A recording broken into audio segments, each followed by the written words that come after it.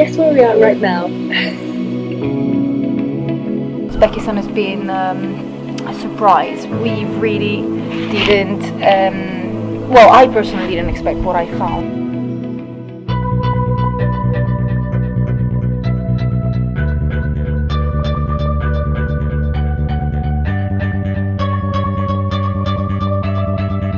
Tashkent is okay for half a day. Actually, I have to see to be a city in Asia is extremely clean and there's a lot of parks, so a lot of green around the presidential buildings.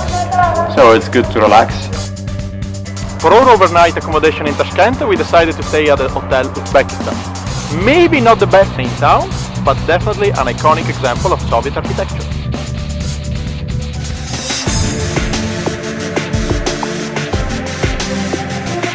This is the Asti Imam complex. This is the old part of Tashkent and actually what is survived after the earthquake of 1966.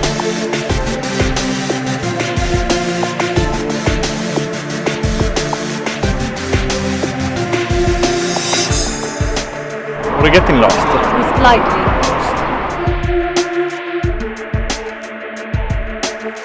We are in Torsu Bazaar, that is the biggest bazaar in Uzbekistan.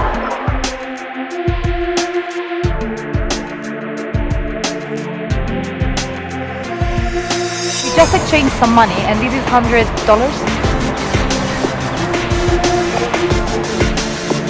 It's a massive city, don't underestimate the distances and there's not really too much to see. Use it as a hub to then move around. We are at the train station and in about an hour we're going to take the train to go to Samarkand.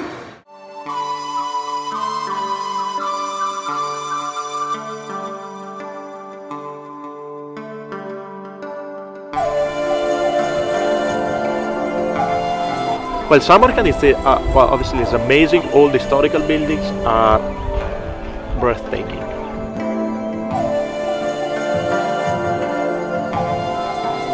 So this is a mosque that has been built in honor of Timur's wife, Bibi. So in the legend it said that apparently when they were building the mosque, the architect actually fell in love with Bibi and he demanded a kiss.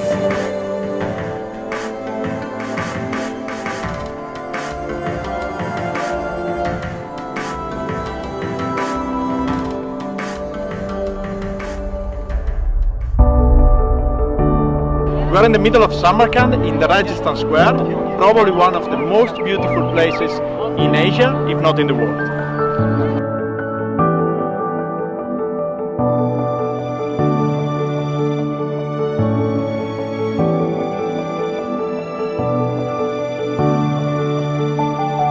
So on this specific madrasa there is a very interesting characteristic, that is the actual representation of animals. So we have a tiger, we have a deer, and then we also have sun. Why is that impressive and different from the others? Is it because in the Islamic religion you do not tend to represent anything using symbols or anything?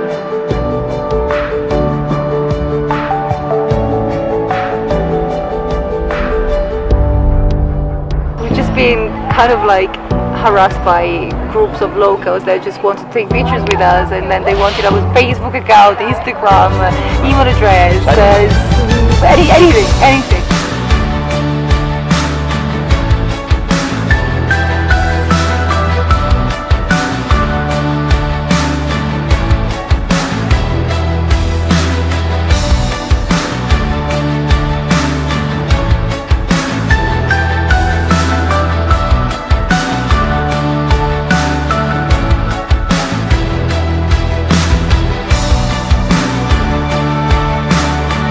This is Guri Amir Mausoleum, where we can find the tomb of Timur.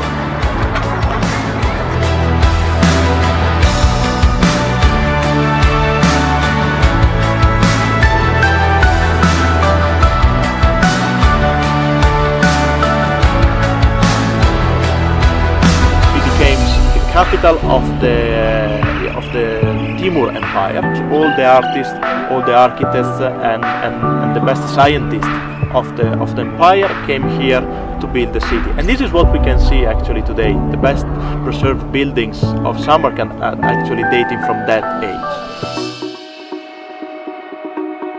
The wall behind me apparently has been built by the Ministry of Tourism to separate the main tourist attraction from the poorest area, the residential area, just to make sure that tourists don't see what is inside.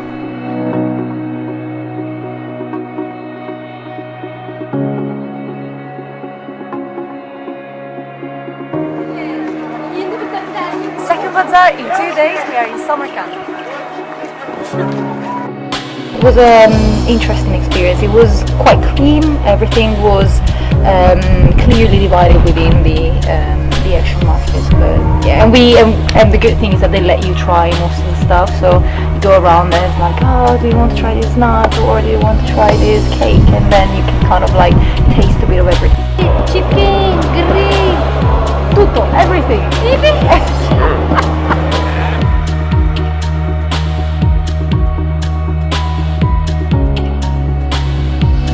Actually smell the bread, it's amazing, and I really like the fact that they use kind of like pushchair to take it around.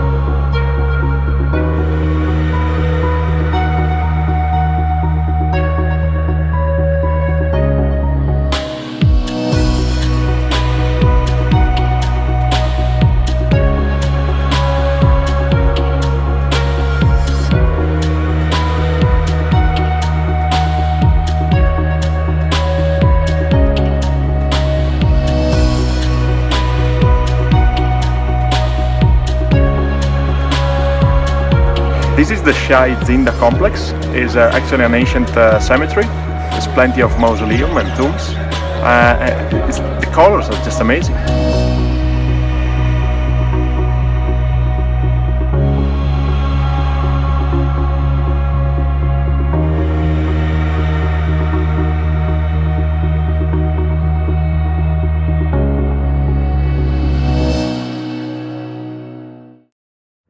We're trying to go to Bukhara, but we're not entirely sure which one is the train.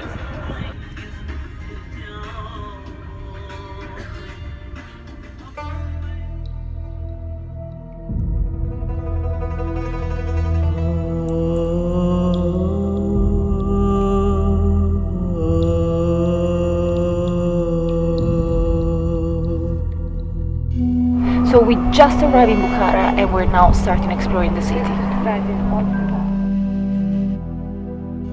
Bukhara is one of the cities that we like the most, and actually is one of the cities that had like a very important history, because throughout like the expansions of the Islamic Empire, it was one of the main cities together with Cordoba and also Baghdad. Full of like monuments. It's a fantastic like center as well, town center, where everyone gathers in the evening. And we've been there for a day and a half. That is probably not enough to actually enjoy everything that it has to offer.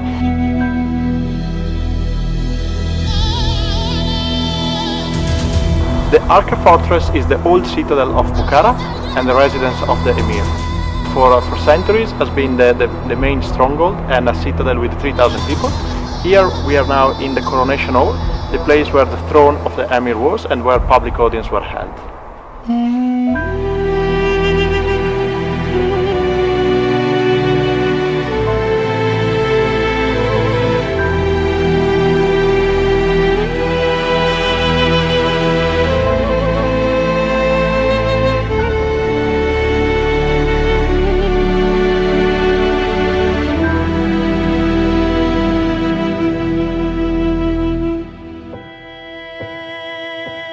We are in the Abdullah Khan Madrasa, and this is this is basically the only madrasa here that is not pointing towards the Mecca.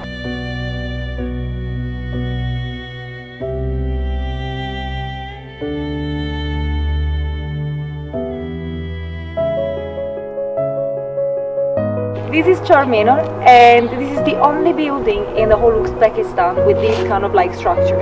And some not really nice people tend to define it as an upturned chair. Let me introduce the Great Game. The word Great Game indicates the spy game that happened in the 19th century between Russia and the British Empire.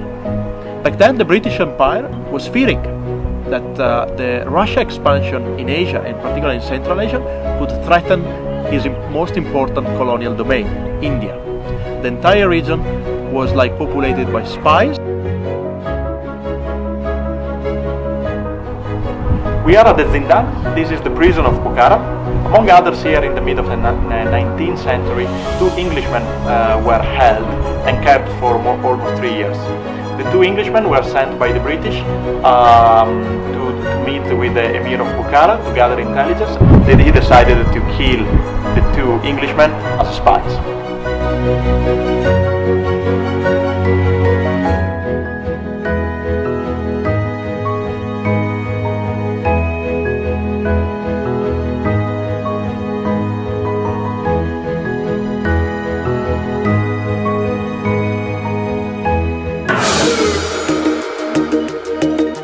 So we departed from Bukhara this morning and we are crossing the Kizilkum Desert. Our final destination is to see some fortress in the middle of it before going to Khiva tomorrow.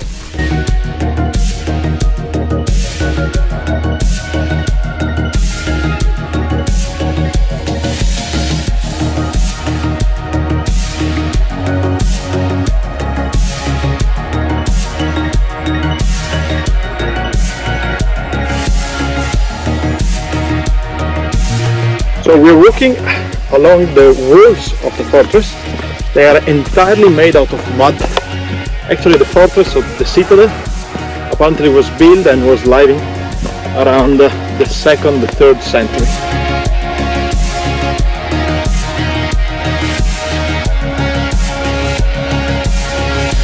Перед вами Топрак-Кала, некогда столица древнего Хорезма.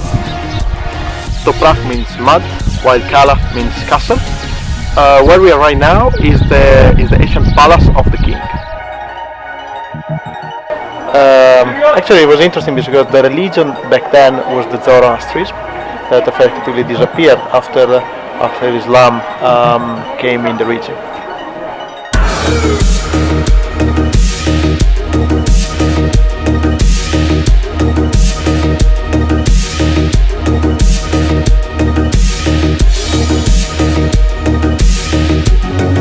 Is very similar to the Mongolian Ger, but there are some differences in these wooden sticks, which are curved and much higher. The second big difference is that the central wooden structure is not sustained by the 2 big poles.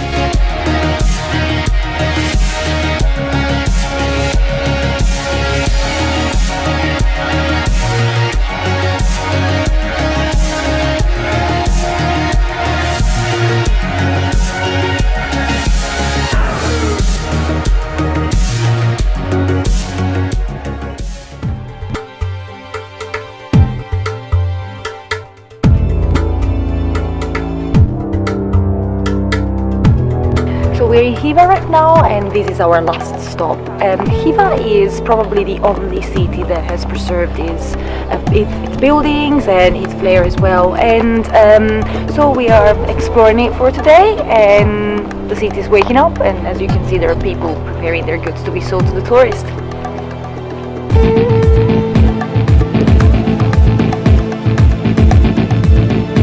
We just bought a cumulative ticket for all the main attraction of Khiva.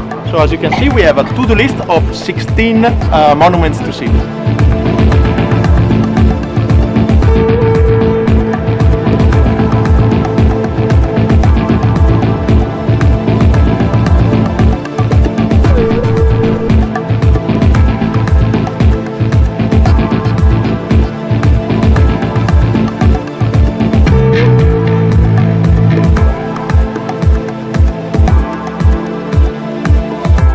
About to climb and go up at the top of the mirror.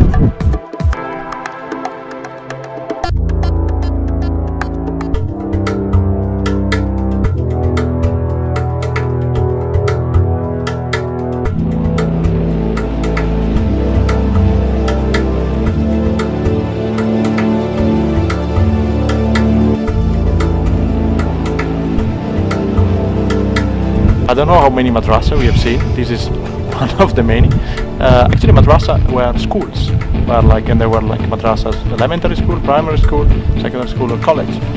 Actually, it's said that there are so many madrasa in Khiva as many college in Cambridge or Oxford. This is not me. I read it on the guide.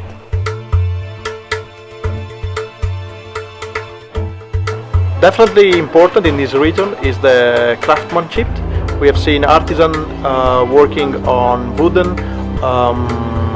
engraving metals, producing textile and beautiful Suzani, what they call here.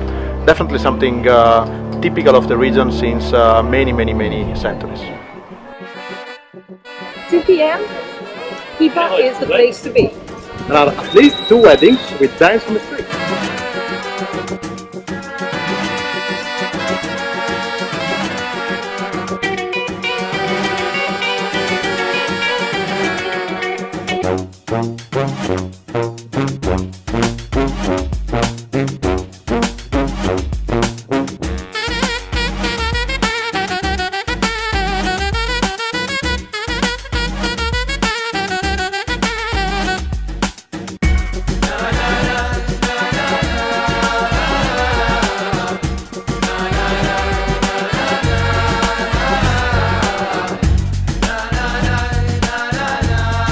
We are the country where we have the best food. We ate so much. And talking about food, it's definitely good kind of like cuisine. Everything is meat. Yeah, there's only the salad, but all the main courses, even the soups, they mainly they contain like meat. I'm going to make some dumplings.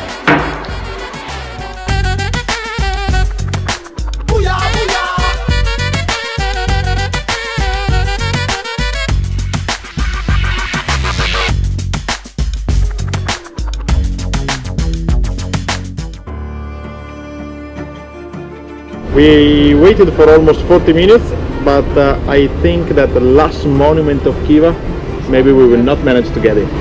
As unfortunately, that was the last one on our checklist.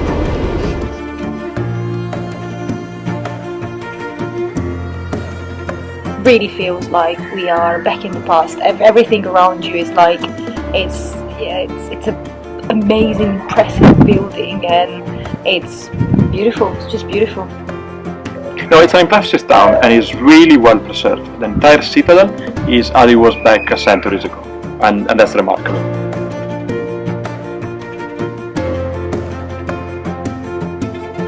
We just entered on the first madrasa that we found, and then we found the stairs and we climbed up on the roof, and now we are enjoying the sunset from the roof.